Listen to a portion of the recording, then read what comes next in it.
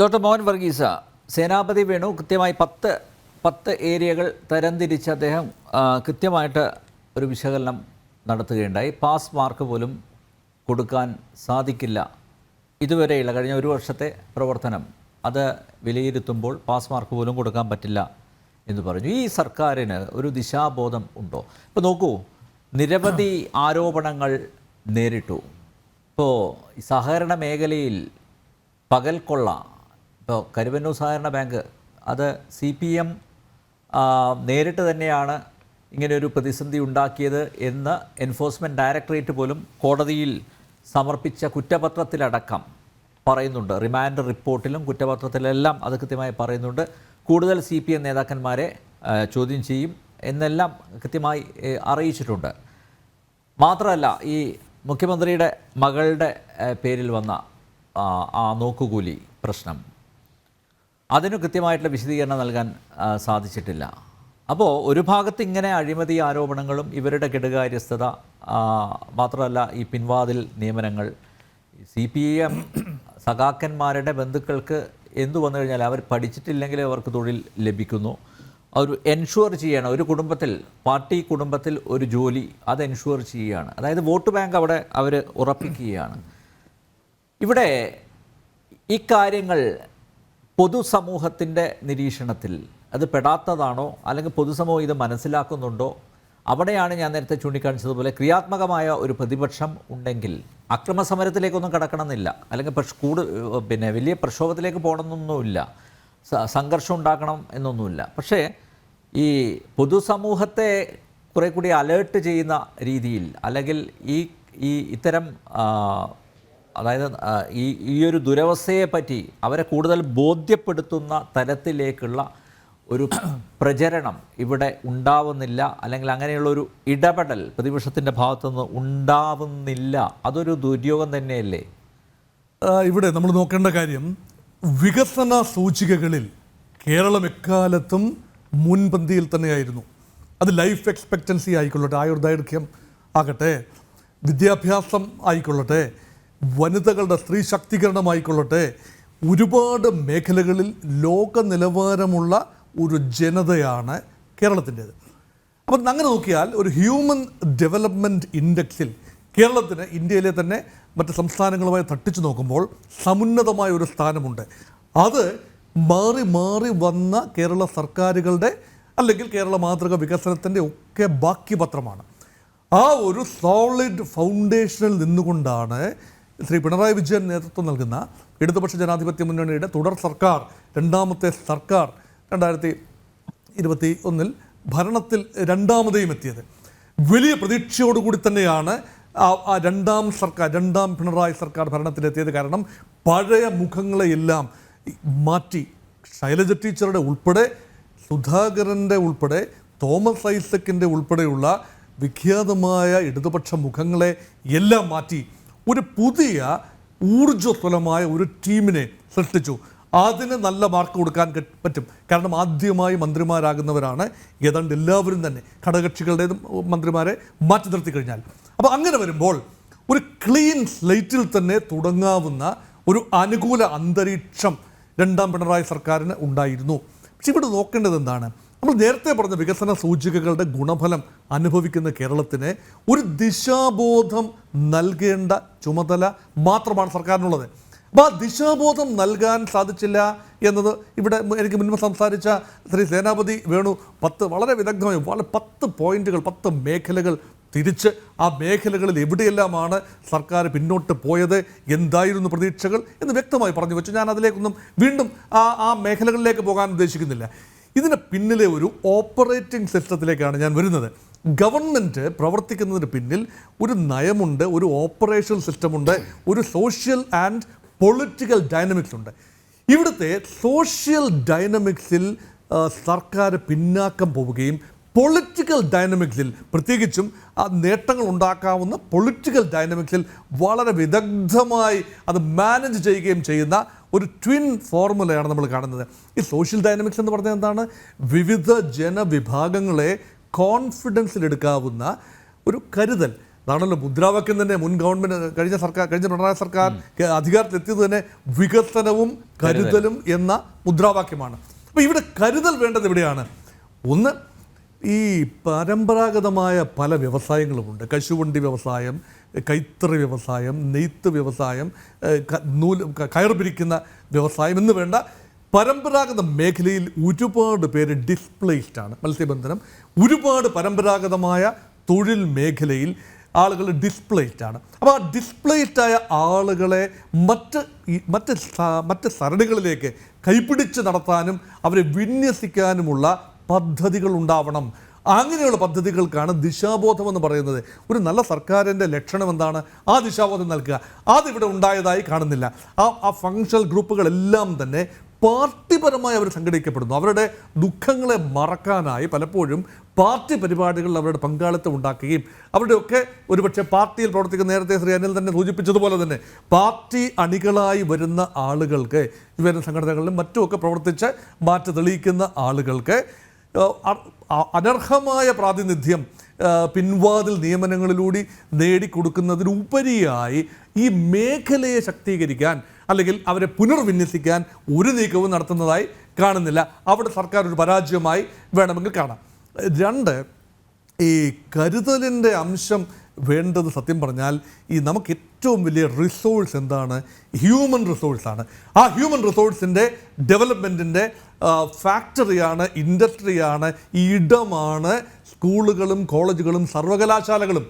ഇന്ന് സർവകലാശാലകളിൽ കേരളത്തിലെ വിദ്യാർത്ഥികൾ സത്യം പറഞ്ഞാൽ ഡൽഹിയിൽ ചെല്ലുമ്പോഴാണ് അതിൻ്റെ ഓൾ പാസിൻ്റെയും ഫുൾ A+ൻ്റെയും തിക്തഫലം നമ്മൾ അനുഭവിക്കുന്ന ഡൽഹിയിലും മറ്റ് സംസ്ഥാനങ്ങളും ചെല്ലുമ്പോഴാണ്. കഴിഞ്ഞ വർഷമൊക്കെ ഓൾ പാസിൻ്റെയും അല്ലെങ്കിൽ ഭയങ്കരമായ രീതിയിൽ A+ ഇട്ട് കൊടുത്തതിൻ്റെയും ഒക്കെ ഫലമായിട്ട് ഡൽഹി സർവകലാശാലയിലൊക്കെ ചെന്നുപെട്ട വിദ്യാർത്ഥികൾ അവരുടെ പെർഫോമൻസ് ലെവൽ വളരെ മലയാളിക്ക് തലമുക്കി നടക്കാൻ വയ്യാത്ത രീതിയിലേക്ക് മാറുന്നത് നമ്മൾ കണ്ടതാണ്. ഇപ്രാവശ്യം അത് common entrance test CUT, common university entrance test ആയപ്പോൾ അതിൽ മാറ്റം വന്നത് നമ്മൾ കണ്ടു. അപ്പം ഇവിടുത്തെ വിദ്യാഭ്യാസത്തിന്റെ നിലവാരം ബ്രെയിൻ ഡ്രെയിൻ ഇവിടുന്ന് പോവുകയാണ്. കുട്ടികൾ എന്തുകൊണ്ടാണ് ഞാൻ കോളേജിൽ ജോലി ചെയ്തിരുന്ന കോളേജ് അധ്യാപകനായിരുന്നു, പൊളിറ്റിക്കൽ സയൻസിൻ്റെ പ്രൊഫസറായിരുന്നു. ഡിപ്പാർട്ട്മെൻറ്റുകളിൽ പ്രത്യേകിച്ച് സയൻസ് ഡിപ്പാർട്ട്മെൻറ്റുകളിൽ വളരെ വലിയ നമ്പറാണ് ഇപ്പോൾ അപ്രത്യക്ഷമായിക്കൊണ്ടിരിക്കുന്നത്. ഫിസിക്സ്, കെമിസ്ട്രി, സുവോളജി, ബോട്ടണി വിഷയങ്ങളിൽ പഠിക്കാൻ വിദ്യാർത്ഥികൾ സംസ്ഥാന വ്യാപകമായി എല്ലാ യൂണിവേഴ്സിറ്റികളിലും വിദ്യാർത്ഥികൾ വൻതോതിലാണ് കഴിഞ്ഞ 2 വർഷം കുറഞ്ഞത്. അവരുടെ വിശ്വാസം എവിടെ? കേരളത്തിൽ പഠിച്ചാൽ ജോലി ലഭിക്കും, അവർ എംപ്ലോയബിളാണ് എന്നൊരു വിശ്വാസം ഇൻഡസ്ട്രിക്ക് ഇല്ലാത്തിടത്തോളം അവർ തൊഴിൽ രഹിതരായി ഇരിക്കേണ്ടി വരും. ഈ യാഥാർത്ഥ്യ ബോധത്തിൽ നിന്നുകൊണ്ടാണ് ഒരുപക്ഷെ നമ്മുടെ ചെറുപ്പക്കാരായ വിദ്യാർത്ഥികൾ മറ്റ് സംസ്ഥാനങ്ങൾ തേടി ഉന്നത വിദ്യാഭ്യാസത്തിന് വേണ്ടി പോകുന്നത്. നോക്കൂ, 8 ലക്ഷം പേരാണ് ഇന്ത്യൻ പാസ്പോർട്ടുള്ള കേരളീയരായ 8 ലക്ഷം പേരാണ് വിദേശത്ത് ജോലി ചെയ്യുന്നത്. ഇവരുടെ പ്രൊഡക്റ്റീവ് എനർജി കേരളത്തിൽ വിനിയോഗിക്കാൻ സാധിക്കാതെ പോയതുകൊണ്ടാണ്. അങ്ങ് ചേക്കേറണമെന്ന് ആഗ്രഹിച്ചതുകൊണ്ടല്ല. ഇവിടെ ഭംഗിയായി അവരുടെ എനർജീസ് വിനിയോഗിക്കാനുള്ള അന്തരീക്ഷം ഉണ്ടാക്കണം. അതാണ് കരുതൽ. ആ കരുതൽ ഉണ്ടായി എങ്കിൽ ഒരുപക്ഷെ അവർ പോകുമായിരുന്നില്ല. അതിൻ്റെ വലിയൊരു ഭാഗം തന്നെ ഡോക്ടർ മോഹൻ വർഗീസ്, ഇവർ കരുതൽ കൊണ്ട് ഉദ്ദേശിച്ചത് ഈ കിറ്റ് കൊടുക്കുക എന്നുള്ളതാണ്. പക്ഷേ ഓണത്തിന് അതും കൊടുക്കാൻ പറ്റില്ല. സാമൂഹിക സുരക്ഷ കിറ്റിൻ്റെ രൂപത്തിൽ ഈ പ്രളയവും പേമാരിയും എല്ലാം സൃഷ്ടിച്ച ഒരു അന്തരീക്ഷം കിറ്റിൻ്റെ രൂപത്തിൽ പലരുടെയും മുമ്പിൽ ഭഗവാൻ നേരിട്ട് വരികയാണ്. ഇത് കണ്ട് ഒരുപക്ഷെ ജനം വോട്ട് ചെയ്തിട്ടുണ്ടാവാം. അത് ആ ഒരു സാഹചര്യത്തിന് സമ്മർദ്ദത്തിലാണ്. പക്ഷെ അത് once in a lifetime സാഹചര്യമാണ്. അത് തുടർച്ചയായി ആ ഗുഡ് വിൽ എന്ന് പറയുന്ന അന്ന് ലഭിച്ച കിറ്റ് എന്ന് പറയുന്നത് പൊതുജനത്തിൻ്റെ പണമാണ്, നികുതിദായകൻ്റെ പണമാണ്, കേന്ദ്രവും കൂടെ സഹായിച്ച പണമാണ്. ആ പണം റൂട്ട് ചെയ്ത് വീട്ടുമുറ്റത്ത് കിറ്റായി എത്തുമ്പോൾ അതനുസരിച്ച് തങ്ങളുടെ സമ്മതിദാന അവകാശം ഉപയോഗിച്ച മലയാളി ഇന്ന് ഒരുപക്ഷെ കുറച്ചു പേരെങ്കിലും, ഏറെ പേരെങ്കിലും ദുഃഖിക്കുന്നുണ്ടാവും. കാരണം അന്ന് ചെയ്ത ആ ഒരു കാര്യം കുറച്ചുകൂടെ ബുദ്ധിപരമായി സമ്മതിദാന അവകാശം വിനിയോഗിക്കാമായിരുന്നു എന്നൊരു ചിന്ത കുറച്ചു പേർക്കെങ്കിലും ഉണ്ട്. അപ്പം ഞാൻ ആ വിഷയത്തിലേക്ക് ഒരിക്കൽ കൂടി തിരിച്ച് വരികയാണ്, ആ കരുതൽ എന്ന വിഷയത്തിലേക്ക്. അപ്പം വിദ്യാഭ്യാസത്തിലൂടെ ലഭിക്കേണ്ട ആ ഒരു സ്ഥിരത അത് ലഭിക്കാതെ പോയി. നോക്കൂ, നമ്മുടെ വിദ്യാർത്ഥി പ്രസ്ഥാനത്തിൻ്റെ നേതാക്കൾ അവരെ ചുറ്റിപ്പറ്റിയുള്ള വാർത്തകൾ നിറഞ്ഞു നിന്ന വർഷമാണ് 2023. പലപ്പോഴും അത് നെഗറ്റീവ് വാർത്തയാണ്. ശ്രീ ആർഷോയുടെ എഴുതാത്ത പരീക്ഷയ്ക്ക് മാർക്ക് വന്നു എന്നതുൾപ്പെടെയുള്ള ആലപ്പുഴയിൽ ഒരു വിദ്യാർത്ഥി മറ്റൊരു കലിംഗ യൂണിവേഴ്സിറ്റിയിൽ പരീക്ഷ എഴുതിയതായി വ്യാജരേഖയുണ്ടാക്കി എംകോമിന് ആലപ്പുഴ കോളേജിൽ കായംകുളം MSM കോളേജിൽ അഡ്മിഷൻ നേടി എന്ന വാർത്ത നമ്മളെ ഞെട്ടിപ്പിച്ചൊരു വാർത്തയാണ്. മറ്റൊരു വിദ്യാർത്ഥി ഇവിടെ കാട്ടാക്കടയിൽ ഒരു വിദ്യാർത്ഥി അദ്ദേഹത്തിന് ആൾമാറാട്ടം നടത്തി വിജയിച്ച വിദ്യാർത്ഥി, സ്വന്തം പാർട്ടിക്കാരനായ സ്വന്തം സംഘടനക്കാരനായ വിജയിച്ച വിദ്യാർത്ഥിനിയെ മാറ്റി നിർത്തി ആൾമാറാട്ടത്തിലൂടെ യൂണിവേഴ്സിറ്റി യൂണിയൻ കൗൺസിലറാകാൻ ശ്രമിച്ച ഒരു കാര്യം എന്ന് വേണ്ട ഏറെ വിവാദങ്ങൾ. വിദ്യാർത്ഥി പ്രസ്ഥാനത്തിൻ്റെയും യുവജന പ്രസ്ഥാനത്തിൻ്റെയും നേതാക്കൾ വളരെയധികം ഈ സമ്മർദ്ദത്തിലായ ഒരു വർഷമാണ്. മാധ്യമ വിചാരണ നേരിട്ട ഒരു വർഷം കൂടിയാണ് കടന്നു പോകുന്നത്. ഇവരൊക്കെ നേട്ടങ്ങൾ ഉണ്ടാക്കുന്നു. പലരും പല ജോലിയിലേക്കും മന്ത്രിമാരുടെ പ്രൈവറ്റ് സെക്രട്ടറിമാരുടെ മന്ത്രിമാരുടെ സ്റ്റാഫിലേക്കും എല്ലാം കടന്നു കയറാൻ അവർക്ക് സാധിക്കുന്നുണ്ട്. അവർക്ക് നേട്ടമാണ്. പക്ഷേ ഇവിടെ പഠിച്ച് പരീക്ഷ എഴുതുന്ന പബ്ലിക് സർവീസ് കമ്മീഷൻ്റെ പരീക്ഷ എഴുതി അത് റിസൾട്ട് നോക്കി നിൽക്കുന്ന ആളുകളെ സംബന്ധിച്ചിടത്തോളം അവരുടെ ചങ്കിലൊരു ഇടുത്തിയായിട്ടാണ് ഈ നിയമനങ്ങൾ പതിക്കുന്നത്. പിൻവാതിൽ നിയമനങ്ങൾ, രാഷ്ട്രീയ നിയമനങ്ങളെല്ലാം നൽകുന്ന ഒരു വിശ്വാസ തകർച്ച. പിന്നെ എങ്ങനെ കേരളം വിട്ടു പോകാതിരിക്കും? ജനം എങ്ങനെയാണ്, ചെറുപ്പക്കാർക്ക് എന്ത് ആശ്വാസമാണ്, എന്ത് സുരക്ഷയാണ് നൽകാനാവുക? അതിന് പുറമെയാണ് ഈ സാമൂഹ്യ സുരക്ഷാ പദ്ധതികൾ. ഒരു മറിയക്കുട്ടി വേണ്ടത് ഞാൻ പൂർണ്ണമായി ഭംഗ്യാന്തരേണ പറഞ്ഞതാണെങ്കിലും കേരളത്തിലെ ഇന്നത്തെ പ്രതിപക്ഷ നേതാവ് ശ്രീമതി മറിയക്കുട്ടിയാണ് എന്നതാണ് എനിക്ക് തോന്നുന്നത്. കാരണം ഒരു പ്രതിപക്ഷം ചെയ്യേണ്ട ജോലി മറകളൊന്നുമില്ലാതെ തന്നെ പച്ചയായ ഇടുക്കിയിലെ ഭാഷയിൽ ശ്രീമതി മറിയക്കുട്ടി പറയുമ്പോൾ രാജാവ് നഗ്നനാണ് എന്ന് ഒരു കൊച്ചുകുട്ടി പണ്ട് വിളിച്ചു പറഞ്ഞ സമാനമായ രീതിയിലാണ് അത് ശ്രദ്ധിച്ചു. നോക്കുക, വലിയ പോരാട്ടങ്ങൾ എല്ലാം പലപ്പോഴും ഒരു സിംഗിൾ ഹാൻഡഡായി എളിയവരിൽ എളിയവരായ ആളുകളാണ് എടുത്തത്. കൊക്കക്കോളയ്ക്കെതിരെയുള്ള പോരാട്ടത്തിൽ പെരുമാട്ടി പഞ്ചായത്തിൽ, പാലക്കാട് പെരുമാട്ടി പഞ്ചായത്തിൽ ഒരു വനിതയാണ്, ഒരു ആദിവാസി വനിതയാണ്, മൈലമ്മ എന്ന് പറയുന്ന ഒരു സ്ത്രീയാണ് ഒറ്റയ്ക്ക് കൊക്കക്കോളയെ പെരുമാട്ടി പഞ്ചായത്തിൽ നിന്നും പായിച്ചതെന്ന് ഓർക്കണം. അതുകൊണ്ട് ഈ മറിയക്കുട്ടി ഒരു സിംബോളിക് ടാർഗറ്റായി വരികയാണ്. ആ മറിയക്കുട്ടി അങ്ങനെയുള്ളവരെ വേട്ടയാടുന്ന, ദുർബലരെ വേട്ടയാടുന്ന ഒരു സർക്കാരല്ല സംവിധാനങ്ങൾ, സർക്കാർ എന്നുള്ളത് പറയുന്നത് ശരിയല്ല, സംവിധാനം. അപ്പം അവരുടെ വ്യാജ വാർത്തകളാണ് സൃഷ്ടിക്കുന്നത്. അവർക്ക് തമിഴ്നാട്ടിൽ പലയിടങ്ങളിലായി ഭൂസ്വത്തുണ്ട്, പലയിടങ്ങളിലായി അവർക്ക് വലിയ നിക്ഷേപങ്ങളുണ്ട്, എന്തെല്ലാം കാര്യങ്ങളാണ്. ഇത് തുറന്ന് കാട്ടാൻ 2023 മാധ്യമങ്ങൾക്ക് കഴിഞ്ഞു എന്നത് സത്യം പറഞ്ഞാൽ പ്രതിപക്ഷത്തിൻ്റെ ഒരു മെറിറ്റല്ല, മറിച്ച് മറിയക്കുട്ടിയെ പോലെയുള്ള വ്യക്തികളും സൂചകങ്ങളും നൽകുന്ന ഇൻപുട്ട് വെച്ചിട്ട് മാധ്യമങ്ങളാണ് ഒരുപക്ഷെ പ്രതിപക്ഷത്തിൻ്റെ റോൾ ഭംഗിയായി ചെലവഴിച്ചു. ഇനി പ്രതിപക്ഷത്തെക്കുറിച്ച് കൂടി ഒരു വാക്ക്. പ്രതിപക്ഷം തീർച്ചയായും പാർലമെൻ്ററി ജനാധിപത്യത്തിൻ്റെ ചാരുത എന്ന് പറയുന്നത് ശക്തമായ ഭരണപക്ഷവും ശക്തമായ പ്രതിപക്ഷവുമാണ്. ഇവിടെ പ്രതിപക്ഷം ദുർബലമാണ്. ഒരുപക്ഷെ നമ്പറിൻ്റെ 40 പേരിൽ താഴെ 40 പേര് മാത്രമുള്ള 140 അംഗ നിയമസഭയിൽ 199 പേര് ഇടതുപക്ഷ മുന്നണിയുടെ പ്രവർത്തകരായിട്ട് MLA-മാരായിട്ടുള്ളപ്പോൾ കേവലം 40-41 പേരാണ് UDF-ൻ്റെ MLA-മാരായിട്ടുള്ളത്. പക്ഷേ ആ എണ്ണത്തിലല്ല, അവരെടുക്കുന്ന വിഷയങ്ങളിലാണ്. ഓരോരോ വിഷയങ്ങൾ നിയമസഭയിൽ ചർച്ചയ്ക്ക് വരുമ്പോൾ ആ ചർച്ച പഠിച്ചു വരുന്ന സാമാജികരുണ്ട്. പ്രതിപക്ഷ നേതാവ് VD സതീശൻ ഉൾപ്പെടെയുള്ള ആളുകൾ നല്ലപോലെ പഠിച്ച് അഭിപ്രായം പറയുന്നവർ തന്നെയാണ്. അദ്ദേഹത്തിനൊക്കെ പ്രതിപക്ഷ നേതാവ് എന്നുള്ള നിലയിൽ സാമാന്യം തരക്കേടില്ലാത്ത മാർക്ക് കൊടുക്കാവുന്നതേ ഉള്ളൂ. പക്ഷേ ഒരു പാർട്ടി എന്ന നിലയിൽ, നിയമസഭയ്ക്ക് പുറത്തുള്ള ഒരു കക്ഷി എന്ന നിലയിൽ ഈ പോരാട്ടങ്ങൾ കായികമായി മാത്രം വരുമ്പോൾ ആ കായികമായി നേരിടാൻ സാധിക്കാത്തൊരു പ്രതിപക്ഷം അങ്ങനെ നേരിടുന്നത് ശരിയല്ല. കാരണം തീർച്ചയായും നിയമ സംവിധാനം തകരുന്നതിന് തുല്യമാണ്. അതിൽ കോൺഗ്രസ്സുകാർക്ക് അതിൽ വിശ്വാസമില്ല എന്ന് പറയുന്നു, അംഗീകരിക്കുന്നു. പക്ഷേ അതിനെ ഒരു ബൗദ്ധികമായ തലത്തിലേക്ക് പൊതുസമൂഹത്തിൽ ഗവൺമെൻറ്റിൻ്റെ വീഴ്ചകളെ ഒരു ചർച്ചയാക്കി മാറ്റുന്നതിൽ മുഖ്യ പ്രതിപക്ഷമായ UDF-ന് സാധിക്കുന്നുണ്ടോ എന്നത് വലിയൊരു ചോദ്യചിഹ്നമാണ്. അതുകൊണ്ട് ആ ഒരു വിടവിൽ, അതായത് അടിച്ചൊതുക്കാവുന്ന ഒരു പ്രതിപക്ഷമാണ്, കായികമായി അടിച്ചൊതുക്കാവുന്ന ഒരു പ്രതിപക്ഷമാണ്, ഭയപ്പെടുത്തി പിന്മാറ്റാവുന്ന ഒരു പ്രതിപക്ഷമാണ് എന്ന ഒരു ധാരണ ജനറേറ്റ് ചെയ്യപ്പെട്ടു. അതുമാത്രമല്ല, ഭരണപക്ഷത്തെ ചെറിയ സംഘടനകൾക്ക് അല്ലെങ്കിൽ വിദ്യാർത്ഥി സംഘടനകൾക്കും യുവജന പ്രസ്ഥാനങ്ങൾക്കും നിങ്ങൾ ധൈര്യമായി മുന്നേറിക്കൊള്ളൂ, ഞങ്ങളുണ്ട് കൂടെ എന്ന ഉറപ്പാണ്. അപ്പോൾ എത്ര പേർക്കാണ് ഇതൊരു പ്രതീതിയാണ്. ഈ കേരളത്തിലെ മഹാഭൂരിപക്ഷം ആളുകളും അന്താളിച്ച് നിൽക്കുകയാണ്. ഒരു വശത്ത് ഭരണപക്ഷത്തിൻ്റെ തേരോട്ടം, മറുപക്ഷത്തെ ദുർബലമായ പ്രതിപക്ഷത്തിൻ്റെ ദുർബലമായ ചെറുത്തുനിൽപ്പ്. ഇതിനിടയിൽ നട്ടം തിരിയുകയാണ് ജനം. അതുകൊണ്ടാണ് ഞാൻ പറഞ്ഞത് മറിയക്കുട്ടിയും മാധ്യമങ്ങളും മറിയക്കുട്ടി മാധ്യമങ്ങൾ ആണ് യഥാർത്ഥത്തിൽ പ്രതിപക്ഷത്തിൻ്റെ റോൾ ഇവിടെ വഹിക്കുന്നത്. അതുകൊണ്ട് ശരാശരി മാർക്ക് ഗവൺമെൻറ്റിനും ശരാശരി മാർക്ക് പ്രതിപക്ഷത്തിനും നൽകാവുന്ന ഒരുപക്ഷെ അധികം ഓർത്തിരിക്കാൻ കേരള ജനത അധികം ഓർത്തിരിക്കാൻ താല്പര്യപ്പെടാത്ത ഒരു സർക്കാരാണ്. അത് മാത്രമല്ല, ഒരു കാര്യം കൂടി എനിക്ക് പറയാൻ അനുവാദം തരണം. യഥാർത്ഥത്തിൽ നമ്മുടെ ഒരു ജനാധിപത്യമൊക്കെ എതിർപ്പിൻ്റെ സ്വരങ്ങളെ എങ്ങനെയാണ് ഗവൺമെൻറ് കൈകാര്യം ചെയ്യുന്നത്? യഥാർത്ഥത്തിൽ വേണ്ടതെന്ന് പറഞ്ഞാൽ എതിർപ്പുണ്ടാകണം, എതിർപ്പ് വരട്ടെ. എതിർപ്പ് വരുമ്പോഴാണ് the very best in a person comes out when he is opposed by a tough opponent. അത് വരട്ടെ. അപ്പോൾ ഇരട്ട ചങ്കുള്ള നമ്മുടെ മുഖ്യമന്ത്രി ആ എതിർപ്പ് വരട്ടെ. ഉര്യവാളിൻ്റെ മധ്യത്തിലൂടെ നടന്നു പോകാൻ കരുത്ത് കാട്ടുന്നയാൾ ഈ വാദഗതികൾ കൊണ്ട് കൂടി എതിർപ്പിൻ്റെ സ്വരങ്ങളെ ബൗദ്ധികമായി സൈദ്ധാന്തികമായി നേരിടാനുള്ള കരുത്തുകൂടി കാട്ടുമ്പോഴാണ് ഭരണകൂടത്തിൽ ജനങ്ങൾക്ക് വിശ്വാസമുണ്ടാകുന്നത്.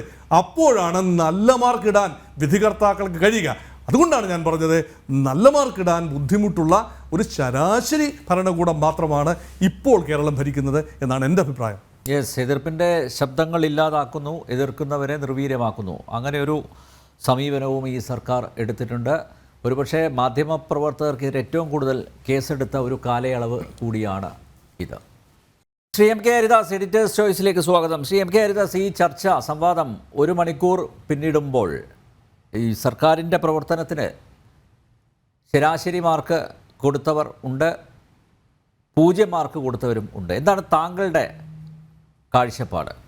അനിൽ നമ്പ്യാർ അടക്കം ഈ ചർച്ചയിൽ പങ്കെടുക്കുന്ന എല്ലാ പാനലിസ്റ്റുകൾക്കും ഒരു നല്ല പുതുവത്സര ആശംസകളോടെ ഞാൻ സംസാരിച്ചു തുടങ്ങാം. ഞാൻ വരാൻ വൈകിയത് കൊണ്ട് ഞാൻ പറയാൻ പോകുന്ന കാര്യങ്ങൾ മറ്റുള്ളവർ പറഞ്ഞിട്ടുള്ള റിപ്പീറ്റേഷൻ മാതിരി തോന്നുന്നുണ്ടെങ്കിൽ പ്രേക്ഷകരും അതുമാതിരി ശ്രീ അനിൽ നമ്പ്യാർ ക്ഷമിക്കുക. അതായത് ഈ മന്ത്രിസഭ സത്യപ്രതിജ്ഞ ചെയ്യുമ്പോൾ പറയുന്നത് എന്താ, പ്രീതിയോ പക്ഷപാതിത്വപരവുമായിട്ടുള്ള യാതൊരുവിധ ചെയ്തികളും എൻ്റെ ഭാഗത്തു നിന്ന് ഉണ്ടാവില്ല എന്ന് പറഞ്ഞിട്ടാണ് ആ വരികൾ തുടങ്ങുന്നത്.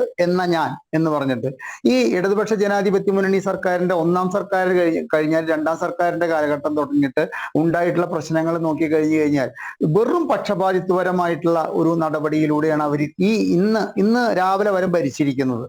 പക്ഷപാതിത്വപരമായി അവർ ഭരിച്ചിട്ടുള്ളൂ എന്നുള്ളത് വേണം നമുക്ക് പറയാൻ. അതിന്റെ ഏറ്റവും വലിയ ഉദാഹരണങ്ങൾ, പല ഉദാഹരണങ്ങൾ ഉണ്ടെങ്കിലും പ്രിയ വർഗീസിന്റെ നിയമനവുമായി ബന്ധപ്പെട്ടിട്ട് ബഹുമാനപ്പെട്ട ഹൈക്കോടതി നിരീക്ഷണവും അതിന്റെ വിധിയും, അവസാനം സുപ്രീം കോടതി കണ്ണൂർ യൂണിവേഴ്സിറ്റിയുടെ വൈസ് ചാൻസലറായിരുന്ന രവീന്ദ്രൻ ഗോപിനാഥിന്റെ നിയമനം പുനർനിയമനം റദ്ദ് ചെയ്തുകൊണ്ട് കോടതിയുടെ നിരീക്ഷണങ്ങളും വായിച്ചു കഴിഞ്ഞാൽ ഈ സത്യപ്രതിജ്ഞ എത്രത്തോളം ലംഘിക്കുന്നു എന്നുള്ളത് മനസ്സിലാക്കാം. ഞാൻ ഈ സർക്കാരിന് ശ്രീ അനിൽ നമ്പ്യാർ 1 മാർക്കും കൊടുക്കാൻ പോകുന്നില്ല. എനിക്കിതിനു മുമ്പ് ഒരു ചർച്ചയുണ്ടായിരുന്നു, ഇന്നല്ല 2 ദിവസം മുമ്പ് എത്ര മാർക്ക് കൊടുക്കുന്നു ചോദിച്ചാൽ ഞാൻ അതിലും പറഞ്ഞു 1 മാർക്ക് കൊടുക്കാൻ പോകില്ല. 0-ന് താഴെ വല്ലതും ഉണ്ടെങ്കിൽ അതേ കൊടുക്കാൻ പറ്റുള്ളൂ. കാരണം ജനങ്ങൾക്ക് ജീവിക്കാൻ കഴിയാത്തൊരു സാഹചര്യം സൃഷ്ടിച്ച സർക്കാരാണ്. ഞാൻ അതിലേക്ക് മാത്രം ആദ്യം തന്നെ ശ്രദ്ധ ക്ഷണിക്കുകയാണ്. അതായത് ഒരു സർക്കാർ ഭരിക്കുന്ന കാലത്തും ഇത്രയധികം വിലക്കയറ്റത്തെ കാഴ്ചക്കാരായി ഗാലറിയിൽ ഇരുന്ന് കളി കാണുന്ന ഒരു വ്യക്തിയുടെ ലാഘവത്തോടു കൂടിയിട്ടാണ് ഈ വിലക്കയറ്റത്തെ നിയന്ത്രിക്കുന്ന കാര്യത്തിൽ ഈ ഇടതുപക്ഷ ജനാധിപത്യ മുന്നണിയുടെ നിലവിലെ സർക്കാർ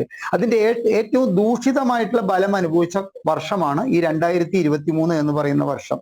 വിലക്കയറ്റത്തെ കുറിച്ചിട്ടുള്ള നിങ്ങൾ ചാനൽ ചർച്ചകളും നിങ്ങളുടെ വാർത്തകളും മാധ്യമങ്ങളുടെ വാർത്തകളും പുറത്തു വരുമ്പോൾ 1-2 ദിവസത്തേക്ക് അതിനെ തണുപ്പിക്കത്തക്ക തോതിലുള്ള എന്തെങ്കിലും ഒരു മുട്ടുശാന്തി ചെയ്തുകൊണ്ട് കളക്ടർക്ക് ഒരു ഉത്തരവ് ഇറക്കാൻ പറയുക, കളക്ടറുടെ ഒരു നാടകീയമായിട്ടുള്ള ചെക്കിംഗ് ഉണ്ടാവുക എന്നുള്ളത് ഒഴിച്ചു കഴിഞ്ഞു കഴിഞ്ഞാൽ ഈ സർക്കാർ ഈ വിലക്കയറ്റത്തിനെതിരെ ഒന്നും ചെയ്തില്ല എന്ന് മാത്രമല്ല, വിലക്കയറ്റത്തെ അതിജീവിക്കാൻ വേണ്ടി 13 സബ്സിഡി സാധനങ്ങൾ മാവേലി സ്റ്റോറുകൾ വഴി സപ്ലൈകോയുടെ സൂപ്പർ മാർക്കറ്റുകൾ വഴി ലഭിക്കാനുള്ള മാർഗം ചെയ്യുമെന്ന് പറഞ്ഞ സർക്കാർ അവിടെ മന്ത്രി വരെ വിസിറ്റ് ചെയ്തിട്ട് പോലും അവിടെ സാധനങ്ങളൊന്നും ഇല്ലാത്ത അവസ്ഥയായി. അതിന്റെ അവസാനത്തെ ഉദാഹരണമായിരുന്നു ക്രിസ്മസ് ചന്തയുമായി ബന്ധപ്പെട്ടിട്ടുള്ള ചന്ത തുറന്നപ്പോൾ ഈ 13 സബ്സിഡി സാധനങ്ങൾ ഒഴികെ എല്ലാ സാധനങ്ങളും ഈ ക്രിസ്മസ് ചന്തയിൽ ഉണ്ടായിരുന്നു എന്ന് പറയുമ്പോൾ ഈ സർക്കാരിന്റെ കെടുകാര്യസ്ഥത എത്രത്തോളം നമ്മൾ കണ്ടു എന്നുള്ളതിന്റെ ഏറ്റവും വലിയ ഉദാഹരണമാണ്. അടുത്തത് എന്താ, ഈ ന്യൂ ഇയർ കഴിഞ്ഞതും ഈ 13 സബ്സിഡി സാധനങ്ങളുടെ വില വർദ്ധിപ്പിക്കുകയാണ്. ദേശാഭിമാനിയുടെ ഈ സർക്കാർ അധികാരത്തിൽ കയറിയപ്പോഴത്തെ വലിയ ഫ്രണ്ട് പേജിലെ വെണ്ടയ്ക്ക അക്ഷരത്തിൽ ചുവന്ന ലെറ്ററിൽ കൊടുത്തിട്ടുള്ള ഒരു ഇതായിരുന്നു 5 വർഷത്തേക്ക് വില കൂടില്ല എന്ന്. അത് 1ാം പിണറായി സർക്കാരിന്റെ കാലത്താണ്.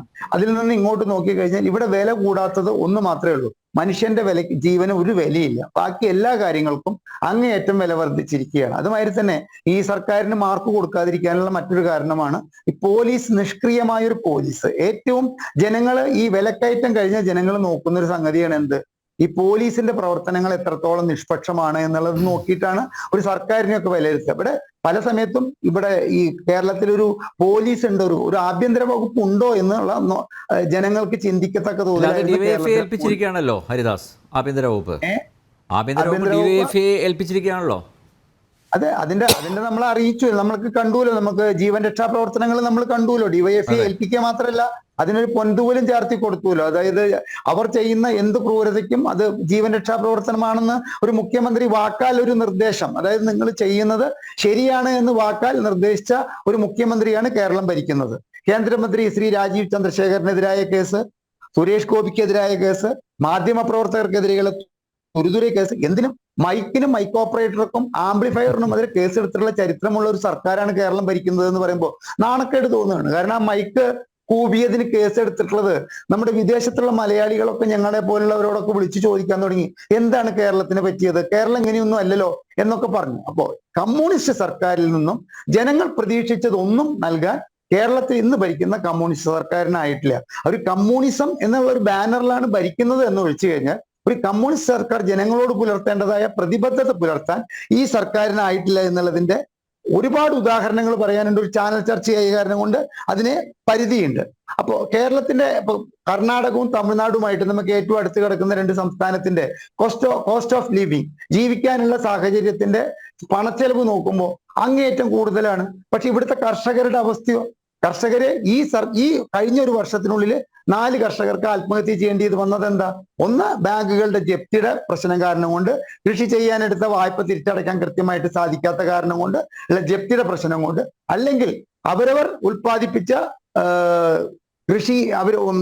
കാർഷിക ഉൽപ്പന്നങ്ങൾക്ക് വില കിട്ടാഞ്ഞിട്ട്. ഇതിനേക്കാളൊക്കെ അപ്പുറമാണ് ഈ സർക്കാർ നേരിട്ടുള്ള പ്രശ്നം. നെൽകർഷകർക്ക് കൃത്യമായിട്ട് നെല്ല് സംഭരിച്ചതിന് പണം കൊടുക്കാത്ത പ്രശ്നം ഏതുവരെ എത്തി? എല്ലാം ഈ സർക്കാർ അവസാനിപ്പിക്കുന്നത് താൽക്കാലികമായിട്ട്. നമ്മൾ പറയില്ലേ, ഒരു വെള്ളച്ചാട്ടത്തെ ഒരു വിരൽ വെച്ച് അടയ്ക്കുന്ന പ്രതീതിയോട് കൂട്ടാണ് എല്ലാ പ്രശ്നങ്ങളും അവസാനിപ്പിക്കുക. ആ പ്രശ്നം അങ്ങേയറ്റം, നെൽകർഷകരുടെ പ്രശ്നം അങ്ങേയറ്റം രൂക്ഷമായപ്പോ ആ ദിവസം ഒരു 100 കോടി രൂപയോ മറ്റോ ഇറക്കിയിട്ട് ആ പ്രശ്നം പരിഹരിക്കാൻ ശ്രമിച്ചു. നെൽകർഷകരെ ഇത്രയേറെ കുടുക്കിയ ഒരു സർക്കാർ കേരളത്തിൽ വേറെയുണ്ടോ? അതായത് നാഷണലൈസ്ഡ് ബാങ്കുകളിൽ നിന്ന് അവരുടെ പേരിൽ അവർക്ക് ലോൺ എടുത്തു കൊടുത്തിട്ട് അവരുടെ സ്കോർ റേറ്റിംഗ് അങ്ങേയറ്റം കുറയ്ക്കുമാറുള്ള ഒരു ഉത്തരവ് ഇറക്കിക്കൊണ്ടാണ് ഈ നെൽകർഷകരെ അവരുടെ നെല്ലിന്റെ വില കൊടുക്കുന്ന കാര്യത്തിൽ വഞ്ചിച്ചിരുന്നത് എന്നുള്ള സംഗതി നെൽകർഷകർ തിരിച്ചറിയുന്നത് എപ്പോഴാ? അതിന്റെ പേരിൽ ആലപ്പുഴയിൽ ആത്മഹത്യ ചെയ്യേണ്ടി വന്ന പ്രസാദൊക്കെ ഇവരുടെ രക്തസാക്ഷികളാണ്. എനിക്ക് മുമ്പോട് സംസാരിച്ച വ്യക്തി പറഞ്ഞത് തന്നെയാണ് ഏറ്റവും പ്രധാനപ്പെട്ട കാര്യം. മറിയക്കുട്ടി ലോകത്തിലെ സ്ത്രീകളുടെ പ്രതീകമാക്കി മാറ്റാൻ ഈ സർക്കാരിനായത് നിസ്സാര പ്രശ്നമല്ല.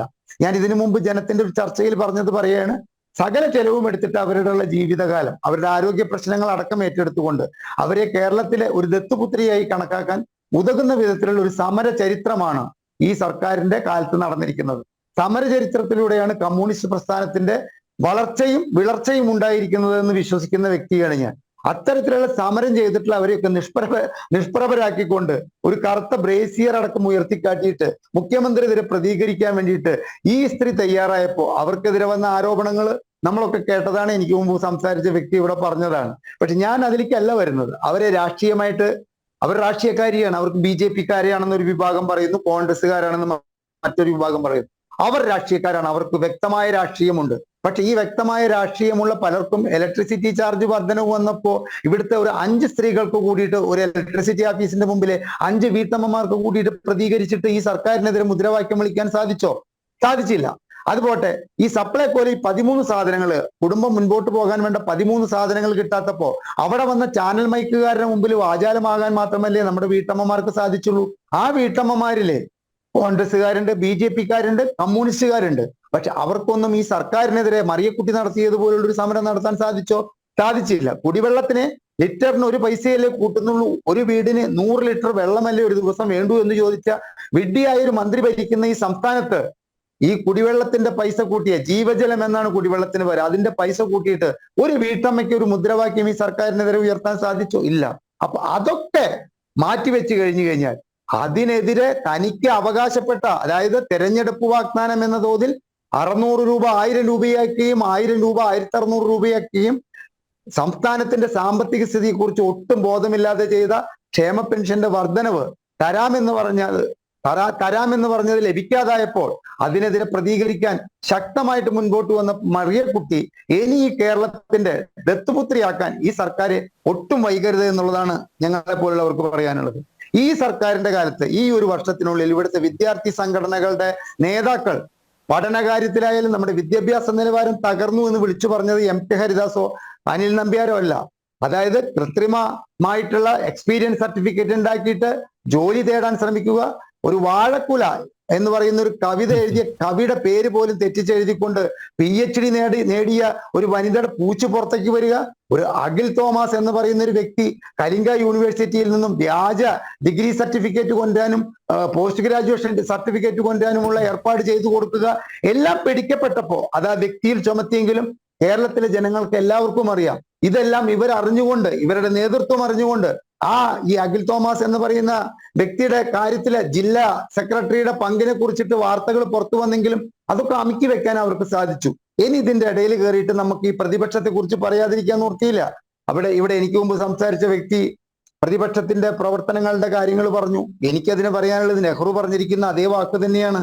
നല്ലൊരു പ്രതിപക്ഷം ഇല്ലാത്തിടത്ത് നല്ലൊരു ഭരണം കാഴ്ചവെക്കാൻ ഭരണകക്ഷിക്കാവില്ല. അത്തരത്തിൽ നോക്കിയാൽ ഇവിടുത്തെ പ്രതിപക്ഷം അങ്ങേയറ്റം ദുർബലമാണ്. പ്രതിപക്ഷം കഴിഞ്ഞാൽ നിൽക്കേണ്ട BJPയും ഈ കാര്യത്തിൽ, ഈ സർക്കാരിനെതിരെ ചെയ്യേണ്ട സമരങ്ങളുടെ കാര്യത്തിൽ അങ്ങേയറ്റം ദുർബലമാണ്. പേരിനൊരു സമരം നടത്തിയതിന്റെ പിറ്റേ ദിവസം ഒരു പത്രത്തിലെ ഫോട്ടോ വരത്തക്ക തോതിലുള്ള എന്തെങ്കിലും സൃഷ്ടിച്ചിട്ടുണ്ട്, അല്ലെങ്കിൽ ചാനലുകളിൽ മറ്റേ ജലപീരികയ്ക്ക് മുമ്പിൽ ചാടുന്ന കുറെ ചിത്രങ്ങൾ, കുറെ ക്ലിപ്പുകൾ ഉണ്ടാക്കിയിട്ടുണ്ടെന്ന് വെച്ച് കഴിഞ്ഞാൽ ഇവിടുത്തെ പ്രതിഫലം അങ്ങേയറ്റം ദുർബലമാണെന്ന് സുധാകരൻ പറഞ്ഞു. ആരെ? KPCC പ്രസിഡന്റാണ്. ഇവിടെ വന്ന കനകോകുലു എന്ന വ്യക്തി പറഞ്ഞു. പ്രതിപക്ഷ നേതാവ് VD സതീശൻ പറഞ്ഞു. ഒക്കറ്റിനും അപ്പുറം കേരളത്തിലെ വലിയൊരു ജനവിഭാഗം അങ്ങേയറ്റം ആഗ്രഹിക്കുന്നതാണ് VM സുധീരനെ പോലുള്ള ഒരു വ്യക്തി കേരളത്തിന്റെ മുഖ്യമന്ത്രിയാകണമെന്ന്. എന്റെ കാര്യമല്ല പറയുന്നത്, വലിയൊരു ജനവിഭാഗം അങ്ങനെ ആഗ്രഹിക്കുന്നുണ്ട്. അദ്ദേഹം കൊണ്ടു നടക്കുന്ന മുഖംമൂടിയാണ് അതിന് കാരണമെങ്കിൽ പോലും അങ്ങനെ ആഗ്രഹിക്കുന്നുണ്ട്. ആ വ്യക്തി ഇന്നലെ പറഞ്ഞ കാര്യങ്ങൾ എന്താ? വിളിച്ചു പറഞ്ഞ കാര്യങ്ങൾ എന്താ? പ്രതിപക്ഷം അങ്ങേയറ്റം ദുർബലമാണ് എന്ന് മാത്രമല്ല ഇവിടുത്തെ പാർട്ടി നേതൃത്വവും അതിലെ അങ്ങേയറ്റം ദുർബലമാണെന്ന് പറയുമ്പോൾ ഇത്തരത്തിലൊരു ഭരണം നടക്കുന്ന സംസ്ഥാനത്തിൽ നിന്നും ഒരു മോചനം നേടാൻ വേണ്ടിയിട്ട് ആഗ്രഹിക്കുന്ന ജനതയ്ക്ക് പിന്നെ എന്താണ് ഒരു വഴിയുള്ളത്?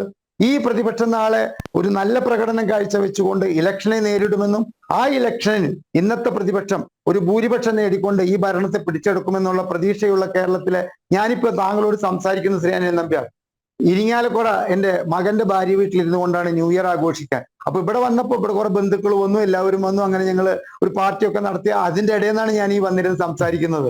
അപ്പൊ അതിൽ പങ്കെടുക്കുന്ന എല്ലാവരും പറയുന്നത് ഭരണപക്ഷത്തെക്കാൾ ദുർബലമാണ്. ആ പറഞ്ഞതിലെ ഇരിങ്ങാലക്കുടയിലത്തെ അറിയപ്പെടുന്ന കോൺഗ്രസിന്റെ പ്രവർത്തകർ കൂടി ഉണ്ട് എന്ന് പറയുമ്പോഴാണ് എന്നെ പോലുള്ളവർക്കൊക്കെ അങ്ങേയറ്റം ആശങ്കയുണ്ടാകുന്നത് എന്ന് തന്നെ ഒന്ന് ആലോചിച്ച് നോക്കണം.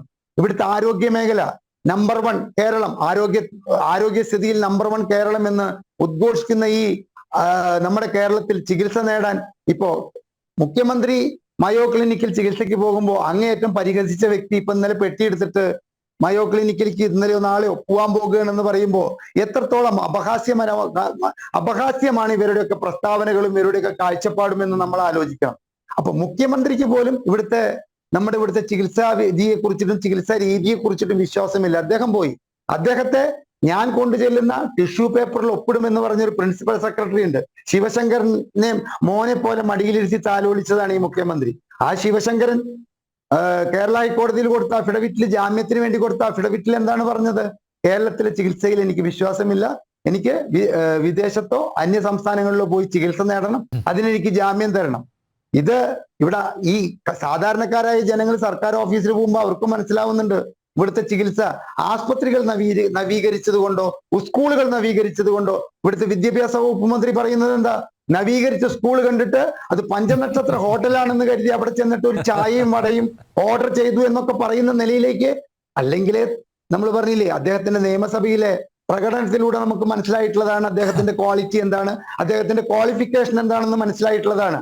ആ വ്യക്തിയുടെ മറ്റൊരു അബദ്ധജടിലമായ കാഴ്ചപ്പാടായിരുന്നു പെയിന്റ് അടിച്ച കെട്ടിടങ്ങളാണ് ഒരു സ്കൂളിന്റെ നിലവാരത്തെ അളക്കുന്നത് എന്നൊരു ബോധത്തോടു കൂടി അദ്ദേഹം സംസാരിച്ചപ്പോ നമ്മളെപ്പോലുള്ളവർക്ക് അങ്ങേയറ്റം മനസ്സ് പൊട്ടി. കാരണം ഇവിടെ അപ്പുറത്തൊരു വിദ്യാഭ്യാസ ഡയറക്ടറോ, എനിക്കിപ്പോ കൃത്യമായിട്ടുള്ള ഡിസിഗ്നേഷൻ ഞാൻ പറയുന്നില്ല, പേര് എഴുതാൻ അറിയാത്തവർക്ക് മാർക്ക് വാരിക്കോരി കൊടുത്തിട്ട് എല്ലാ വിഷയങ്ങളിലും +1 മാർക്കാക്കി മാറ്റുന്ന ഒരു വ്യവസ്ഥിതിയാണ് കേരളത്തിൽ ഉണ്ട് എന്ന് പറയുമ്പോൾ ഇവിടുത്തെ വിദ്യാഭ്യാസ നിലവാരത്തിന്റെ സ്ഥിതിവിശേഷം എങ്ങോട്ട് പോയി?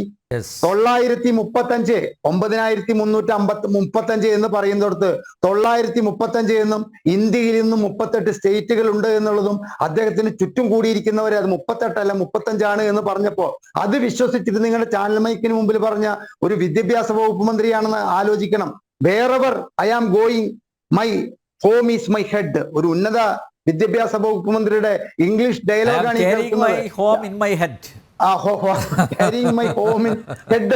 സത്യാണ് അനിൽ നമ്പ്യാർ. ഇവിടുന്ന് ആഴ്ചയിലെ 7000 കുട്ടികള്, മാസത്തിൽ 7000 കുട്ടികള് വിദേശ പഠനത്തിന്, എനിക്ക് മുമ്പ് സംസാരിച്ച വ്യക്തി വാചാലനായിക്കൊണ്ട് അതിനെ കുറിച്ചിട്ട് വിശദീകരിച്ച കാരണം ഞാൻ അതിലേക്ക് കടക്കുന്നില്ല. എങ്ങനെയാണ് ഇവിടുത്തെ വിദ്യാഭ്യാസ നിലവാരം ശരിയാവുക? ഭരിക്കുന്നവർക്ക് അറിയണം. എന്തെങ്കിലും ഭരിക്കുന്നവർക്ക് അറിഞ്ഞില്ലെങ്കിൽ അത് അങ്ങേയറ്റം പരിതാപകരമാണ്. അച്യുതാനന്ദ മന്ത്രിസഭയിലെ മറ്റേ ആരോഗ്യ വകുപ്പ് മന്ത്രിയായിരുന്ന ശ്രീമതി ടീച്ചർ പറഞ്ഞിട്ടുള്ള വാക്കുകൾ എനിക്ക് ഇന്നും ഓർമ്മയുണ്ട്. ചിക്കൻ കുനിയെ പടർന്നു പിടിച്ചപ്പോ പാരസെറ്റമോൾ എന്തിനാണെന്ന് അറിയാത്ത ഞാനാണ് ഇവിടുത്തെ ആരോഗ്യ വകുപ്പ് മന്ത്രി. അപ്പൊ എനിക്ക് ഇതിനെ കുറിച്ചിട്ട് ഒന്നും അറിയില്ല. എന്തൊരു നിസ്സഹായ അവസ്ഥയാണ്. പാർട്ടിക്ക് വേണ്ടിയിട്ട് അവര് ജാഥ നയിച്ചിട്ടുണ്ടായിരിക്കാം, അവര് പാർട്ടിക്ക് വേണ്ടി ത്യാഗം സഹിച്ചിട്ടുണ്ടായിരിക്കാം, അവരുടെ കുട്ടിക്കാലത്ത് അവർ പാർട്ടിയിൽ വന്ന് ചേർന്നിട്ടുണ്ടായിരിക്കാം. അതിന്റെ പേരിൽ ആരോഗ്യ വകുപ്പ് മന്ത്രിയായിരുന്ന ഒരു സ്ത്രീ പറഞ്ഞ വാക്കാണ് ഞാൻ ഈ പറയുന്നത്. അതായത് എനിക്കൊന്നും അറിയില്ല, പാരസെറ്റമോൾ പോലും എന്തിനാണെന്നുള്ളത് എനിക്കറിയില്ല എന്ന് പറഞ്ഞ നിലയിലേക്ക് തന്നെയാണ്. ഒരു സെക്കൻഡ് കൂടി തരും. ഒരു ചാനൽ അവതാരികയെ പിടിച്ചിട്ട് ഇവിടുത്തെ ആരോഗ്യ വകുപ്പ് ഏൽപ്പിച്ചതിന്റെ എല്ലാ ദൂഷ്യവശങ്ങളും നമ്മൾ അനുഭവിച്ചറിഞ്ഞുകൊണ്ടിരിക്കുകയാണ്. അതുകൊണ്ട് എന്നിൽ നിന്ന് ഒരു മാർക്കും ഈ സർക്കാരിനെ പ്രതീക്ഷിക്കേണ്ട ശ്രീ അനിൽ നമ്പ്യാർ. യെസ് ജെആർ, നമ്മളിങ്ങനെ കുറ്റപ്പെടുത്തി പോയിട്ട് കാര്യമില്ല. ഇത് എങ്ങനെ തിരുത്തും? ആ തിരുത്താനുള്ള ഒരു മനോഭാവം ഇവർക്കില്ല. ഇപ്പോൾ 2023 അവരെ സംബന്ധിച്ചിടത്തോളം ഗംഭീര വർഷമാണ്. ഇതിൽ ഞാൻ നേരത്തെ ചോദിച്ചു, പൊതുജനം കഴുതയായി ഇപ്പോഴും തുടരുന്നു, അല്ലെ? പൊതുജനത്തെ കൂടുതൽ കഴുതകളാക്കിക്കൊണ്ടിരിക്കുകയാണ്. അവർ തിരിച്ചറിയാത്തതാണോ അതോ അവരെ അടിമകളാക്കി വെച്ചിരിക്കുകയാണോ? ഇപ്പം ഞാൻ നേരത്തെ പറഞ്ഞ പോലെ ഈ കമ്മ്യൂണിസ്റ്റ് കുടുംബങ്ങളിലെല്ലാം കൃത്യമായിട്ട് അവർക്ക് ഒരു വരുമാന മാർഗം ഉണ്ടാക്കി കൊടുത്തിട്ടുണ്ട്. അവർക്ക് സഹകരണ മേഖലയിൽ ജോലി ഉറപ്പാക്കിയിട്ടുണ്ട്. അതുകൊണ്ട് വോട്ട് ബാങ്ക് ഉറപ്പിച്ചിരിക്കുകയാണ്. ഇനി നോക്കൂ, ഒരുപക്ഷെ ഈ 2024 നമ്മുടെ ലോക്സഭാ തിരഞ്ഞെടുപ്പോട് അനുബന്ധിച്ച് ഒരു പക്ഷേ ഈ UDFിലെ ഒരു പ്രബല കക്ഷി ഇങ്ങോട്ടേക്ക് വന്നേക്കാം. അതിനുള്ള ചർച്ചകളൊക്കെ നടന്നുകൊണ്ടിരിക്കുന്നു. ആ ഒരു ആത്മവിശ്വാസം കൂടിയാണോ? എന്ത് തോന്യാസവും ഇവിടെ കാണിക്കാം, നമ്മളെ ചോദ്യം ചെയ്യാൻ ആരുമില്ല, ജനപിന്തുണ ഞങ്ങളോടൊപ്പമാണ് എന്ന് ഉറക്കെ പ്രഖ്യാപിക്കാൻ മുഖ്യമന്ത്രി പിണറായി വിജയനെ, അദ്ദേഹത്തെ ആ രീതിയിൽ ശാക്തീകരിക്കുന്നത് ഈ ഘടകങ്ങളൊക്കെയാണോ? നമ്മളൊരു രാഷ്ട്രീയ ചർച്ചയുടെ ഭാഗമായിട്ട് പറയുകയാണെങ്കിൽ ദുർബലം പ്രതിപക്ഷത്തിൻ്റെ വീക്ക്നെസ് പരമാവധി മുതലെടുക്കുന്നു എന്നുള്ളത് ഒരു സത്യം തന്നെയാണ്. അത് നമുക്ക് നിഷേധിച്ചിട്ട് ചാനൽ ചർച്ചയിലിരുന്നു കൊണ്ട് അതല്ല എന്ന് പറയാൻ പറ്റില്ല. അതേസമയം മറ്റൊരു കാര്യം കൂടിയുണ്ട്. നമുക്കറിയാം, ഈ പൊതുജനങ്ങളെ സംബന്ധിച്ചിടത്തോളം അവരുടെ ഓർമ്മശക്തി ഒരു എന്തെങ്കിലും ഒരു സംഭവം ഓർമ്മയിൽ നിൽക്കുന്ന കാര്യം കൂടിപ്പോയി 2 ആഴ്ച മാത്രമേ അവരുടെ മനസ്സിലേക്ക് തങ്ങി നിൽക്കൂ. അത് കഴിയുമ്പോൾ പുതിയൊരു ഇഷ്യൂ വരുമ്പോൾ ആ ഇഷ്യൂവിലേക്കായിരിക്കും കൂടുതൽ ശ്രദ്ധ പോകും. പക്ഷേ നിർഭാഗ്യവശാൽ ജനങ്ങളെ ഈ കാര്യത്തിൽ ബോധവൽക്കരിക്കാൻ നമുക്ക് പ്രതിപക്ഷ കക്ഷികൾക്ക് കാര്യമായി കഴിയുന്നില്ല. ഞാനൊരു രാഷ്ട്രീയ പ്രവർത്തകൻ എന്നുള്ള നിലയിൽ തന്നെയാണ് പറയുന്നത്, നമുക്കത് സജീവമായി ജനങ്ങളുടെ മനസ്സിലേക്ക് കൊണ്ട് നിലനിർത്തി പോകാൻ കഴിയുന്നില്ല എന്നുള്ളത് കൊണ്ട് ആ ഇലക്ഷനോടനുബന്ധിച്ച് സമീപഭാവിയിൽ വരുന്ന ഇഷ്യൂ മാത്രമേ ഹൈലൈറ്റ് ചെയ്യപ്പെടുന്നുള്ളൂ എന്നുള്ളത് വളരെ ദുഃഖകരമായ ഒരു യാഥാർത്ഥ്യമാണ്. മാത്രമല്ല, വലിയ രീതിയിലുള്ള വ്യാജ പ്രചരണങ്ങൾ, വലിയ ഒരു തെറ്റാണെന്ന് അറിഞ്ഞുകൊണ്ട്, കള്ളമാണെന്ന് അറിഞ്ഞുകൊണ്ട് തന്നെ വലിയ രീതിയിലുള്ള വ്യാജ പ്രചരണങ്ങൾ നടത്തുന്നുണ്ട്. ആ പ്രചരണങ്ങൾ ശരിയാണെന്ന് വിശ്വസിച്ച് അതിനു വേണ്ടിയിട്ട് പാർട്ടി അണികളെ ശക്തമാക്കി നിർത്തുന്നതിന് വേണ്ടിയിട്ടുള്ള ശ്രമം അവർ നടത്തുന്നുണ്ട്, LDF നടത്തുന്നുണ്ട്, അത് വിജയിക്കുന്നുണ്ട് എന്നുള്ളതാണ്. ഈ നമ്മൾ പൊതുവായി കേരളത്തിൻ്റെ സ്ഥിതി നോക്കുമ്പോൾ പൊതുവായി ഇപ്പോൾ എല്ലാവരും ഇപ്പോൾ നമ്മുടെ ചർച്ചയിൽ പറഞ്ഞിട്ടുള്ള കേരളം എല്ലാം നമ്പർ 1 അത് ഈ ഇടതുപക്ഷ ഗവൺമെൻറ് ഉണ്ടാക്കിയിട്ടുള്ളൊരു കേരളത്തിൽ നൽകിയിട്ടുള്ള സംഭാവനയാണ് എന്നുള്ളതാണ്. നമ്മൾ വളരെ കാര്യമായിട്ട് നമ്മൾ വിലയിരുത്തി നോക്കിയാൽ നമ്മുടെ സാമൂഹിക പരിഷ്കരണ മേഖലയിൽ കമ്മ്യൂണിസ്റ്റ് പ്രസ്ഥാനത്തിന് ഒരു പങ്കുമില്ല എന്നുള്ളതാണ്. എന്തെല്ലാം ഈ നമ്മുടെ സാമൂഹിക പരിഷ്കരണ മേഖലയിൽ നേട്ടം ഉണ്ടായിട്ടുണ്ടെങ്കിലെല്ലാം അത് കമ്മ്യൂണിസ്റ്റ് പാർട്ടിയുടെ ആരംഭത്തിനും വളരെ മുന്നേ ഇവിടുത്തെ സാമൂഹിക മേഖലയിൽ പ്രവർത്തിച്ചിട്ടുള്ള മഹാന്മാരായ വ്യക്തികളുടെ പ്രവർത്തനത്തിൻ്റെ ഫലമായിട്ടാണ്. അതിൻ്റെ ഒരു കൂട്ടായ്മയായിരുന്നു, ജനങ്ങളുടെ കൂട്ടായ്മയായിരുന്നു ഇന്ന് കേരളത്തിൽ ഉണ്ടായിട്ടുള്ള എല്ലാ നന്മകൾക്കും നാന്ദി കുറിച്ചത് എന്നുള്ളതാണ്. മറ്റൊന്ന് നമ്മളെല്ലാ മേഖലയിലും ഒന്നാം സ്ഥാനം. നേരത്തെ മോഹൻ വർഗീസ് അദ്ദേഹം പറഞ്ഞൊരു കാര്യമുണ്ട്, അത് ഞാൻ ഒന്ന് ആഡ് ചെയ്യുകയാണ്. ഈ ഹ്യൂമൻ ഡെവലപ്മെൻറ്റ് ഇൻഡെക്സ് നമ്മൾ കേരളം 1ാം സ്ഥാനത്ത് നിൽക്കുന്നു എന്നുള്ളതാണ്. അവിടെ നമ്മൾ കേന്ദ്ര സർക്കാരിന്റെ പുരസ്കാരങ്ങൾ കൂടി അത് ഇല്ല എന്നുള്ളതല്ല ഞാൻ പറഞ്ഞു വന്ന എൻ്റെ ഒരു ആംഗിളിൽ എൻ്റെ ഒരു വീക്ഷണം എന്ന് പറഞ്ഞാൽ അപ്പോൾ 1950 1970 കാലഘട്ടത്തിൽ കേരളത്തിൻ്റെ ഹ്യൂമൻ ഡെവലപ്മെൻറ്റ് ഇൻഡെക്സ് എത്രയായിരുന്നു, മറ്റ് സംസ്ഥാനങ്ങളുടെ ഹ്യൂമൻ ഡെവലപ്മെൻറ്റ് ഇൻഡെക്സ് എത്രയായിരുന്നു എന്നുള്ളതാണ്. അത് കഴിഞ്ഞിട്ട് ഇപ്പോൾ കേരളത്തിൻ്റെ എത്ര നിൽക്കുന്നു, 1ാം സ്ഥാനത്ത് തന്നെ നിൽക്കുന്നു. മറ്റ് പുറകിലുള്ള സംസ്ഥാനങ്ങൾ എത്ര മുന്നോട്ട് വന്നിട്ടുണ്ട്. ഈ പെർസെൻറ്റേജ് ഓഫ് ഗ്രോത്ത് പരിശോധിച്ച് നോക്കിയാൽ നമ്മൾ അത്ര മേന്മ പറയാൻ കഴിയില്ല. പുറകിലിരുന്ന സംസ്ഥാനങ്ങൾ വളരെ മെച്ചപ്പെട്ട രീതിയിൽ മുന്നോട്ട് പോയിട്ടുണ്ട് എന്നുള്ളത് സത്യമാണ്. പിന്നെ മറ്റൊരു കാര്യം, നമ്മൾ ആരോഗ്യ മേഖലയെക്കുറിച്ച് നമ്മൾ ചിന്തിക്കുമ്പോൾ ഈ മോർട്ടാലിറ്റി റേറ്റ് നമ്മൾ വലിയ കുറവ് വരുത്താൻ നമുക്ക് കഴിഞ്ഞിട്ടുണ്ട്. പക്ഷേ മോർബിഡിറ്റി റേറ്റോ രോഗാതുരത അത് നോക്കുമ്പോൾ ഏറ്റവും വലിയ കൂടുതലുള്ളൊരു സംസ്ഥാനമായി മാറിയിരിക്കും. ഞാൻ മുമ്പ് വായിച്ചിട്ടുള്ളൊരു കണക്കിൽ നിന്ന്, ഇപ്പോൾ റീസെൻ്റ് അല്ല ഞാൻ പറയുന്നത്, വളരെ മുമ്പ് വായിച്ചിട്ടുള്ള കണക്കിൽ നിന്ന് പറയുന്നത് ഇന്ത്യയിൽ വിൽപ്പന നടത്തുന്ന അല്ലെങ്കിൽ ഉൽപ്പാദിപ്പിക്കുന്ന മെഡിസിൻ്റെ ഏകദേശം 25% ചെലവഴിക്കുന്നത് കേരളത്തിലാണ്. അതേസമയം അങ്ങനെ പറയുമ്പോൾ നമ്മൾ ഒരിക്കലും ആരോഗ്യ രംഗത്ത് കൂടുതൽ അല്ലെങ്കിൽ പരിരക്ഷ രംഗത്ത് കൂടുതൽ നമ്മൾ ശ്രദ്ധിക്കുന്നതുകൊണ്ടാണ് കൂടുതൽ മെഡിസിൻ ഉപയോഗിക്കുന്നത്. അങ്ങനെ ആകുമ്പോൾ നിങ്ങൾ ആലോചിക്കാനുള്ളത് ഈ മനോരോഗത്തിന് വേണ്ടി വിൽപ്പന നടത്തുന്ന മരുന്നുകളുടെ 30% കേരളത്തിലാണ്. അപ്പം നമ്മൾ കേരളത്തിൽ എങ്ങോട്ടാണ് നമ്മുടെ ആരോഗ്യ മേഖല പോകുന്നത്, നമ്മുടെ ജനങ്ങൾ ആരോഗ്യം എങ്ങോട്ടാണ് പോകുന്നത് എന്നുള്ള കാര്യം ആലോചിക്കണം. പിന്നെ രണ്ടാമതൊരു കാര്യം, ഈ നമ്മുടെ ഹരിദാസ് അദ്ദേഹം അവസാനം പറഞ്ഞ കാര്യങ്ങൾ സത്യപ്രതിജ്ഞാപരമായിട്ട് എല്ലാവരോടും നീതി പുലർത്തുന്നു എന്ന് പറഞ്ഞുകൊണ്ടാണ് സത്യപ്രതിജ്ഞ ചെയ്താണ് അധികാരമേൽക്കുന്ന ഈ ഗവൺമെൻറ്, ആ മന്ത്രിമാർ. നിങ്ങൾ കേരളത്തിൽ ഇരട്ട നീതിയാണ്. CPM അനുകൂലമായി ചിന്തിക്കുന്ന ആളുകൾക്ക് അല്ലെങ്കിൽ സംഘടനാ പ്രവർത്തകർക്ക് ഒരു നീതിയും സാധാരണക്കാരായ മറ്റ് ആളുകൾക്ക് മറ്റൊരു രീതിയാണ്. പരസ്യമായി പോലീസ് സ്റ്റേഷനിൽ കയറി അവിടെ പോലീസ് കസ്റ്റഡിയിലുള്ള ആളുകളെ പോലും ഇതര രാഷ്ട്രീയക്കാരാണെങ്കിൽ മർദ്ദിക്കുമ്പോൾ പോലീസുകാർ നോക്കി നിൽക്കുന്നു. ജനങ്ങളുടെ ജീവനും സ്വത്തിനും സംരക്ഷണം നൽകും അതിനുള്ളൊരു ബാധ്യതയാണ് ഗവൺമെൻറ്റിനുള്ളത്. അത് ഏറ്റവും അതിനൊരു ഏജൻസി എന്നുള്ള പറയുന്നത് പോലീസാണ്. ആ പോലീസിൻ്റെ നിഷ്ക്രിയത്വം നിങ്ങൾ ആലോചിച്ച് നോക്കൂ. പരസ്യമായി ഒരു SI നിലപാട് സ്വീകരിച്ചപ്പോൾ പരസ്യമായി ഒരു SFIയുടെ ഒരു നേതാവ്, ലോക്കൽ നേതാവ്, വലിയൊരു ജില്ലാ തലത്തിലോ സംസ്ഥാന തലത്തിലോ ഉള്ളതല്ല, പരസ്യമായി പറയട്ടെ നിന്നെ ഞാൻ പട്ടിയെ അടിക്കും പോലെ അടിച്ച് ഈ ജംഗ്ഷനിൽ കൂടി കൊണ്ടുപോകുമെന്ന് പറഞ്ഞിട്ട് ഒരു നിയമ നടപടി സ്വീകരിക്കുന്നതിന് വേണ്ടിയിട്ട് തയ്യാറായിട്ടുള്ള ഒരു ഗവൺമെൻറ്. അപ്പോൾ സാധാരണക്കാർക്ക് ഒരാളിന് എങ്ങനെയാണ് നീതി ലഭിക്കുന്നത്? അതേസമയം മാധ്യമപ്രവർത്തകരോ മറ്റുള്ള ആളുകളോ ഒരു ഉപമ പറഞ്ഞാൽ പോലും അതിൻ്റെ പേരിൽ ഞങ്ങളുടെ നേതാക്കന്മാരെ ആക്രമിക്കാൻ ആഹ്വാനം ചെയ്തു എന്ന് പറഞ്ഞ് കേസെടുക്കുന്ന ഈ സംസ്ഥാനമാണ് നമുക്കുള്ളത്. അതുകൊണ്ട് ജനങ്ങൾക്ക് നീതി കിട്ടുന്നില്ല, ആരോഗ്യ രംഗത്ത് താഴെയായിട്ടുണ്ട്, എല്ലാ മേഖലയും തകർത്ത് തരിപ്പണമായിരിക്കുന്നു എന്നുള്ളത് വളരെ വേദനാജനകമായ ഒരു കാര്യമാണ്. ഇതിനെതിരായിട്ടൊരു ജനകീയ മുന്നേറ്റം ഉണ്ടായാലേ പറ്റൂ. അത് തെരഞ്ഞെടുപ്പിലൂടെ ആയാലും ശരി, അതല്ല ആയാലും ശരി, ഒരു ജനകീയ മുന്നേറ്റം ഉണ്ടായാലേ പറ്റൂ. ഈ ജനദ്രോഹ മനുഷ്യത്വരഹിതമായ നടപടികൾക്കെതിരായിട്ടുള്ള ഒരു പോരാട്ടം അത് ആണ് രാഷ്ട്രീയ പ്രസ്ഥാനങ്ങൾ ഏറ്റെടുക്കേണ്ടത്, ഞാൻ ഉൾപ്പെടേണ്ടത്, രാഷ്ട്രീയ പ്രവർത്തകർ ഏറ്റെടുക്കേണ്ടത്. അതല്ലാതെ ഇവരുടെ ഭാഗത്തു നിന്ന് നീതി കിട്ടുമെന്ന് യാതൊരു പ്രതീക്ഷയുമില്ല. ഏത് മേഖലയിലും ന്യായീകരിക്കാൻ അവർക്ക് കഴിയും. പരീക്ഷ എഴുതാത്ത ആൾ, നിങ്ങൾ നേരത്തെ ഈ ആലപ്പുഴയുടെ കാര്യം പറഞ്ഞു, ഒരു കോളേജിൽ നിന്ന് BCom പരീക്ഷ പരാജയപ്പെട്ടിട്ട് വർഷങ്ങൾക്ക് അടുത്ത വർഷം തന്നെ MComന് ഈ പരീക്ഷ പാസ്സായില്ല എന്ന് അറിയാം, അതേ കോളേജിൽ വന്ന് അഡ്മിഷൻ എടുത്തിട്ട് അതിനെ ന്യായീകരിക്കുക.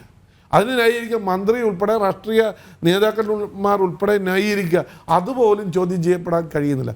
മറ്റൊരു ഒരു വിദ്യാർത്ഥി നേതാവ് കള്ള എക്സ്പീരിയൻസ് ഉണ്ടാക്കി, എന്നിട്ട് അന്വേഷണം ഏത് രീതിയിലാണ് ചാർജ് കൊടുത്തിട്ടുള്ളത്? ജയിലിൽ കിടക്കേണ്ടി വലുതായി ജയിലിൽ കിടക്കേണ്ടി വന്നിട്ടില്ല. മൊബൈൽ ഫോണിൽ സീലുണ്ടാക്കി എന്ന് പറഞ്ഞാൽ കേരളത്തിൽ വലിയൊരു അത്ഭുതമാണ്. മൊബൈൽ ഒരു ഡിഗ്രി ഉണ്ടാക്കിയിട്ട് മൊബൈൽ ഫോൺ ഉപയോഗിച്ച് സീലുണ്ടാക്കി സീൽ പതിച്ചു എന്നാണ് പറയുന്നത്. എന്ത് വിദ്യയാണ്, ഇലക്ട്രോണിക് അറിവാണ് ഉള്ളത് നമുക്ക് മനസ്സിലാകുന്നില്ല. ഏതായാലും ഒരു സീൽ ഉണ്ടാക്കിയെടുക്കേണ്ടി വരും, അതിനെക്കുറിച്ച് അന്വേഷണമില്ല. അതേസമയം നേരത്തെ ഉമ്മൻചാണ്ടിയുടെ കാലഘട്ടത്തിൽ UDF ഭരണ കാലഘട്ടത്തിൽ ഒരു കള്ള സർട്ടിഫിക്കറ്റിന് വേണ്ടിയിട്ട് ഒരു പ്രിൻ്റർ, ഒരു പ്രിൻറ്റിംഗ് സ്ഥാപനത്തെ, ഒരു ഫോട്ടോസ്റ്റാറ്റ് സ്ഥാപനത്തെ എത്ര ആളുകളെയാണ് പ്രതിയാക്കിയത്. പക്ഷേ കേരളത്തിൽ ഇപ്പോൾ അതൊന്നും ബാധകമല്ല. സ്വന്തം ആളുകളാണ് തെറ്റ് ചെയ്യുന്നതെങ്കിൽ യാതൊരു നിയമ നടപടിയില്ല. എന്തു വേണമെങ്കിൽ ചെയ്യാം, ഏത് ഉദ്യോഗസ്ഥർ വേണമെങ്കിലും ചെയ്യാം, എല്ലാവരും കണ്ണടച്ച് നിന്ന് കൊടുക്കും. ആ ഒരവസ്ഥ ആണ് നിലനിൽക്കുന്നത്. അതുകൊണ്ട് ഒരു തരത്തിലും ഈ ഒരു ക്രെഡിറ്റ് മേന്മ ഈ ഗവൺമെൻറ് അവകാശപ്പെടാൻ കഴിയില്ല. ജനങ്ങൾക്ക് നീതി കിട്ടുമെന്നുള്ള ഒരു പ്രതീക്ഷയും വേണ്ട. സ്വതന്ത്ര പരമാധികാര റിപ്പബ്ലിക്കായിട്ട് മുന്നോട്ട് പോവുകയാണ്. ഇത് കേരളമാണ് എന്ന് ഇടയ്ക്കിടെ ഓർമ്മിപ്പിച്ചുകൊണ്ടിരിക്കുകയും ചെയ്യും.